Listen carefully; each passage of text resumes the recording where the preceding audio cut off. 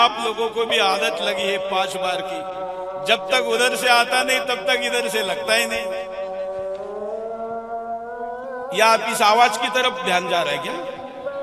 चिंता मत करिए, किसी भी आवाज के कारण मेरा भाषण कभी भी ना रुकता था, ना रुकता है, ना रुकेगा।